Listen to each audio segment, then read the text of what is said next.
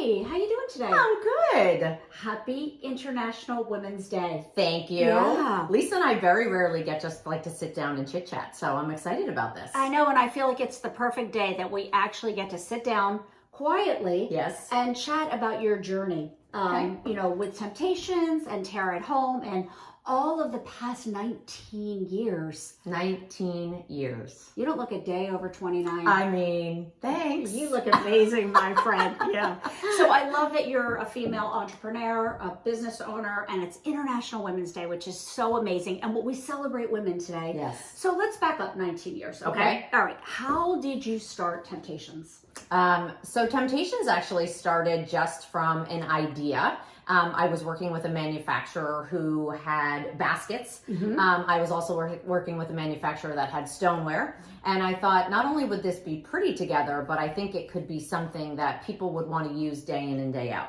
So I literally brought that idea to my mom, talked to her about it. We literally sat on her kitchen floor and pulled out every single baking piece she ever used and ever owned.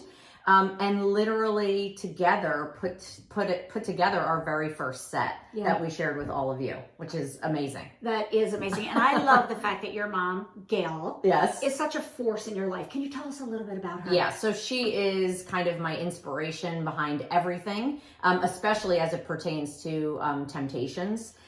Just growing up, really, my parents were so influential in everything that we did. I have a sister, and my mom was always that grounding force, just by nature. She just was. And so a lot of her traditions and a lot of the things that she shared with all of us have really shaped this brand and my journey here. Yeah, I love it. It's such an amazing story when I think about it, that you grew up with this amazing family. And where did you grow up? In New York, upstate New York. I'm not allowed to say like New York City because then my husband, who is from, Queens, says I grew up in upstate New York, but upstate New York. Yeah. And tell us a little bit about your childhood and your family life. Sure. It was pretty simple, I guess, is the easiest way to say it. I was very involved in sports. I was actually involved in everything and anything I could be. All right. I didn't start playing sports till later in life. I think I was 10 or 11. A lot of kids start like really early. Yeah. I didn't. And I loved it, whether it was soccer, skiing. I played an instrument. I was in the band. I did the school plays, like anything and everything that I could do, I wanted to be a part of. Okay, wait, what instrument was that? The clarinet. Oh.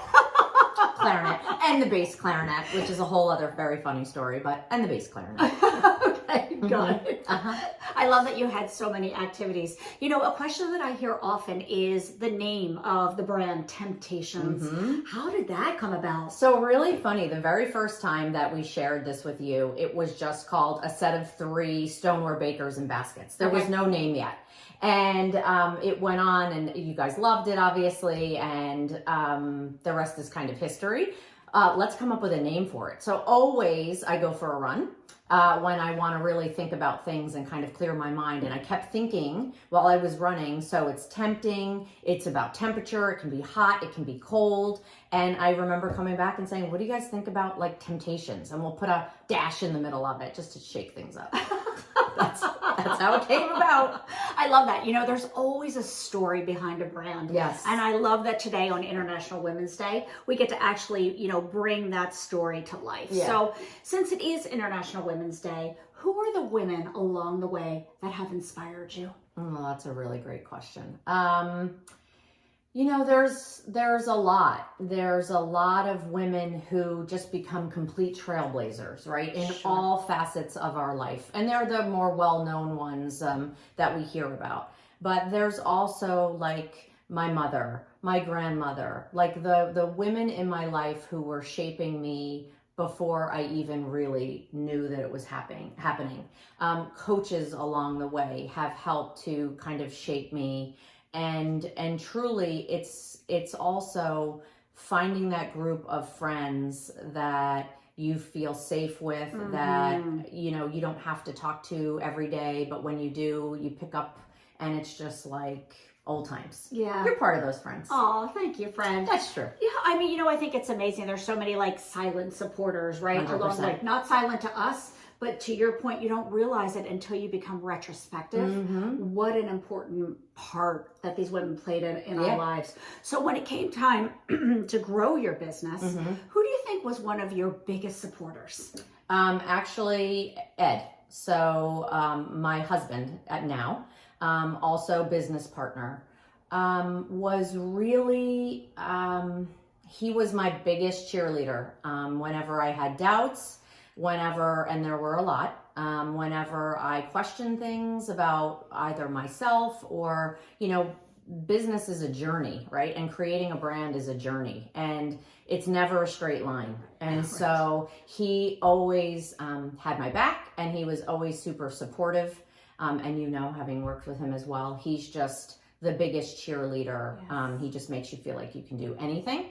And my parents made me feel like I could do anything. So it was nice to have something in my childhood and then something in my business life as well. That's actually a dream come true, isn't it? It's, I think, the rarest thing you can find. I actually agree with you. So we know, like everything you said, so you have all this great support. You have a husband who supports you, you have a family, you have friends, but there's still challenges along the way. So as a female entrepreneur, what have been some of your challenges? It's interesting. I think, and there's more of a light shining on it, in today's culture and society, just how challenging it can be to be taken seriously, to have a seat at the table. I happen to be the president and the CEO, so I have a seat, but I will say it's really hard to have always the confidence, always the kind of ability to speak your mind and be confident in what you're saying, right? A lot of times I am the only woman at the table, and that's changing, right? For sure. But I think differently. I have different views on things. And so being confident enough to say that is always a challenge.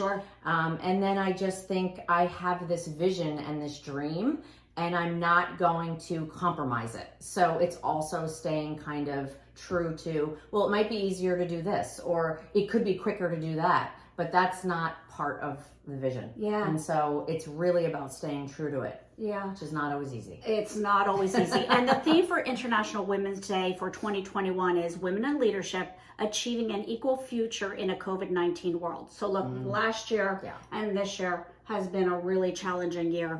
What has been most challenging being a female entrepreneur and a leader during this pandemic? So it's interesting. I kind of always say I'm an accidental entrepreneur, right? I created this brand as a problem solver for something that my mom, she cooked in the kitchen all the time. She used every dish in the house. I wanted to make it so that it was easier with this one dish cooking. But I was a psychology major. I always thought that I would go on and help people in that way, right? Through psychology. And then this journey took me in a whole different direction. With COVID, it actually has you take a step back and kind of think about all the things you've been doing, and now completely turn it on its head and change it. For me as a leader, it was really and remains about the people. And whether it's affecting me personally or not, whether I feel a certain way or not, the feelings of our team is very real. And I never take that for granted.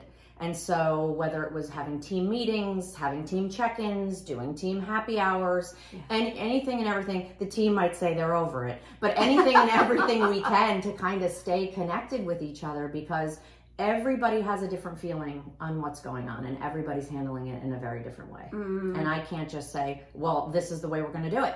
So I tried to be as inclusive as possible and try to meet everybody where they're at. Well, personally, I think empathy is one of your greatest traits. Thank you. So not everybody holds that trait. So I think Thank you. It's really amazing to sit in meetings and you're trying to understand, because I know you so well, what everybody's thinking, and you're making sure everybody gets a seat at the table and a voice at the table. Well, I love that you said that, like, little sidebar. I think a really good leader doesn't have all the answers, hopefully doesn't have most of the answers, relies on their team to give all of their thoughts, and then picks what they think are the very best answers that feel in line with the brand, that feel in line with the mission, and kind of push it forward. Yeah. Yeah. Sidebar, but a good sidebar. I love that. All right, let's talk about success a little bit. So success has a different definition for every person, right? What's your definition of success?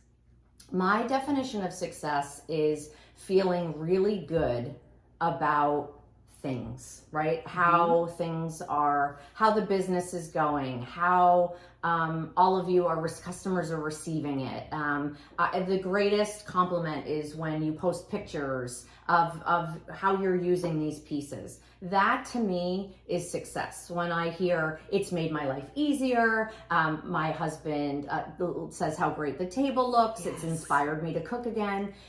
Our mission, my mission, has been and remains to slow things down and get everybody back around the table. That means a lot of things to a lot of different people. That doesn't mean cooking a 15-course meal and slaving all day. It could be takeout. It's about those connections that happen whether you're sitting at a dining room table or you're just eating at the bar in your kitchen. Yeah, it is amazing when you think that 19 years, over 21 million sets, and I know we glaze over this sometimes, right? I can't even think of how many houses would 21 million sets fill, and we're not talking pieces. Well, right? If you count my mom, there's a lot there. Yeah, and you and me, and you and me. But when you start to think about that, it actually does make you stop in your tracks to understand that this incredible mission statement that you have, and this following, and I say following in community way. Absolutely. The fact that literally, again, everybody has a seat at the table and everybody has a voice, the customers as well. Yes. It's really amazing how it translates, whether we're here in the US, whether we're in Germany, whether we're in all the other countries where Temptations is presented. What do you think, why does it resonate with so many people?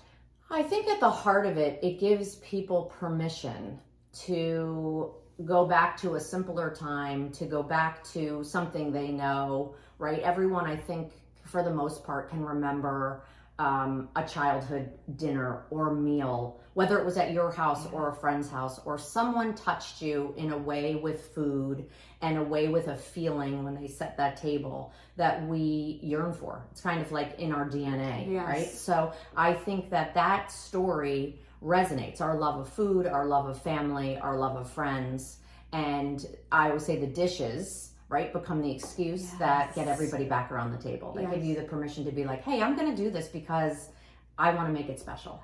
I think you're right, because that seems to be the common thread, the common theme, and everything that people post on all of our social media pages and platforms, and it's just amazing. So when you start a company, you have a vision, right? Thinking, sort of. You have a sort of vision. It might be cloudy, but you have a vision. Have you had to change your vision along the way, or has it always kind of been this is what I want to do? I think it's kind of always been, this is what I want to do. I never anticipated that these kind of iconic patterns that have been created over these 19 years would translate then into every room in the house, and that it would become almost a lifestyle brand. And so what started out for me really as a kitchen, as a problem solver, turned into a collectible that then has turned into a lifestyle brand. So was that my initial vision? Absolutely not. Am I absolutely thrilled? 100%. And it's been so fun and so challenging, right, to figure it all out. Yeah, so much fun to push the envelope, always, right? Always. So when you're going to push the envelope and switch your vision, you need some key traits that really help drive you. If you were to think about maybe 3 or 4 traits that you own that have really helped you, what would they be? Well, you called out the first one, empathy for sure. I always try to see both sides of every story, which can frustrate some people because they don't always do that. And I always try to put myself in their shoes and try to understand where they're coming from. So empathy is definitely one. And then there's a discipline, right? And I credit the discipline not only to my upbringing. My dad was in the Army. We were very disciplined. Discipline, but also kind of that focus and staying there's a lot of distractions that can come all day at you from every different direction, but you got to stay focused. So there's discipline and empathy. And then I would just kind of say overall kindness. Yes. Overall kindness. Okay. Love that. I love that. So what, like when you get up in the morning, what motivates you? Yeah. So that's a great question. When I get up in the morning, I am always looking to, I love what I do, right? So it doesn't feel like work. It doesn't feel like a job. It's an extension of, you know, when I see people so happy using it, when I see people sharing, taking time out of their busy day to jump on our Facebook page and write a comment or say thank you. That is what motivates me. That this is it's like a movement.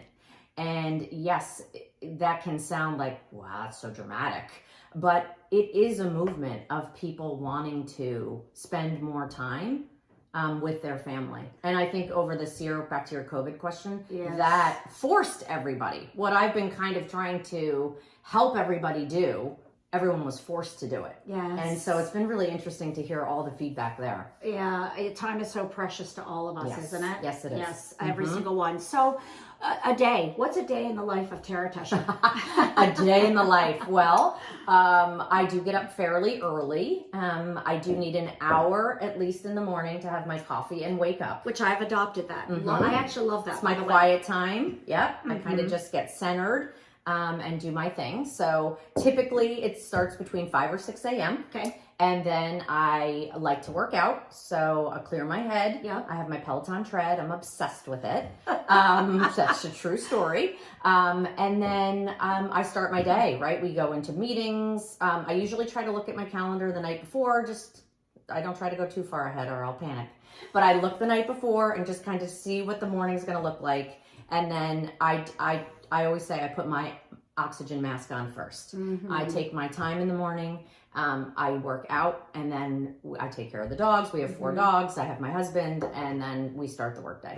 Wow. Yeah, and then we go straight through till, usually 5, 6 o'clock at night. Sometimes there's errands. Sometimes, I'm all over the place. So you never know what the day's going to lead to. You never know.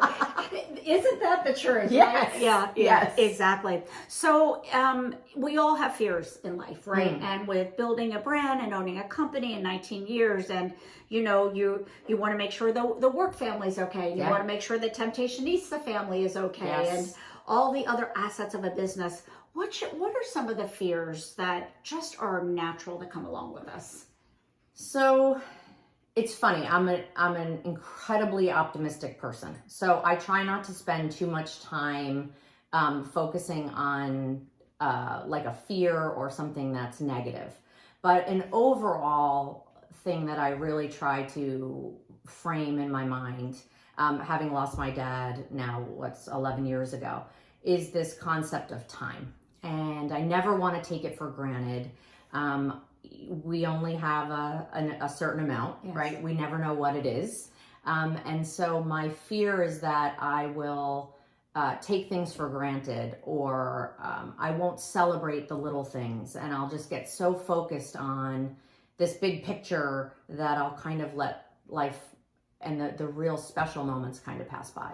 So I've been really reflective on just trying to take a step back and not take everything so seriously and just be in the moment. Really it's very challenging to just be in the moment, especially in today's world with social media and this ability to be connected to all different things all the time.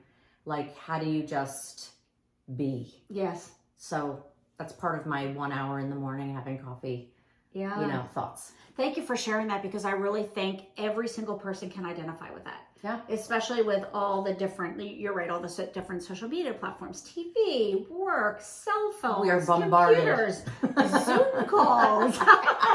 Hey, it's you again. You're on mute. Exactly. Our favorite. You're on mute.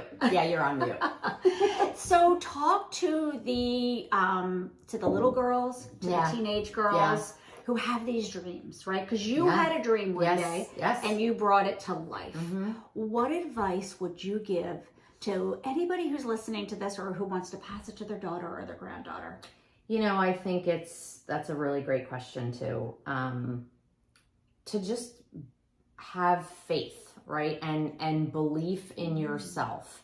I think a lot of times we think, we hear so many success stories that you think it just happens overnight. And maybe in some cases, very, very rarely it does. But there is work that is involved in these things. And if you think it's just going to happen overnight, it's not. So to the little girl and the young women watching, or those who just want to change in their life and are feeling, intimidated by it, just do it. Just try it. I always say, just take the first step and have confidence enough in yourself that you can navigate wherever that step is going to take you. Mm-hmm. I really do believe that. Like, I think no matter what is thrown at me, I will figure it out. I'm going to make mistakes, of course, but I do have confidence that I can figure it out. I love believe in yourself, right? 100%. Love that.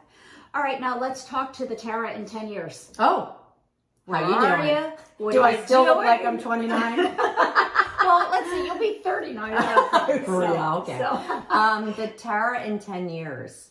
So you're already having me break my rule of being present. I don't know what the Tara in 10 years will be.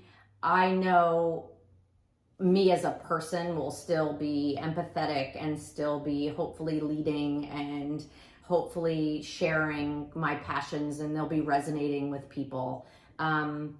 I'm excited for the future. I really truly have no idea. I don't have a big plan. It's kind of how I roll. But I know it'll be a lot of fun.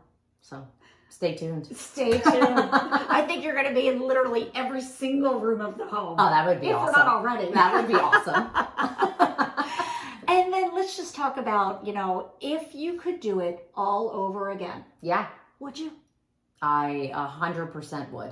I would do things differently, of course, having that hindsight now. You never know what you're doing when you're in it. You're just trying to figure it all out. But this community that you've created, right? I always say, the customer now, those that love Temptations, they call themselves Temptationistas and Neasters, are the one driving this brand and what they want to see. And I'm just honored to be the person who can bring it to them. I love that. Speaking of the Temptationista or Yeah. Neaster, you designed this mug just for them. Hey, would you mind just reading it? Yeah, Because of I course. think it's so indicative of you Yeah. and the brand Temptations. So we started seeing it, right? Temptationista, and then we shortened it for Neasta, and then of course the guys were like, "What about us?" So then we said Neaster, and so we thought it would be fun to put together, like, what is the definition of a Neasta? So it says Neasta. It's a noun, a lover of great food, good times, and all things temptations. Also known as a Temptationista, masculine, Temptationista. Commonly found in kitchens and everywhere yumminess abounds. I love Isn't that sweet? So it was just kind of one of those fun things to take this community and take our mission and kind of wrap it all up into, a couple of words. Mm-hmm. Well, you know what? It's such a day to celebrate. Yes. Women all around the world. Absolutely. Right? Yes. And I love that you talked about your moms, right? Your Yeah. sister, your Yeah. grandmother, all Yeah. those women. Totally. We all need this foundation underneath us. Yes. Right? To support us. Yeah. It sounds like you have definitely had that in your life. And thank you for sharing. Of course. Because it's really great to kind of pull back the curtain a little bit. Yeah. And learn more about you. Yeah, thank you. I mean, I think we are much better when we're lifting each other up. And when we're supporting each other, and that is always going to be part of our mission, part of our brand, and part of who I am as a person. So celebrating women every day, but we're going to highlight them today for sure. I love that. This So was fun. Happy International Women's Yes, Day same to to you. and to everyone out Yes, there, right? excellent. Yeah. All right. Everybody have a great day. Yes. Thanks for your time, Tara. Thanks, Lisa.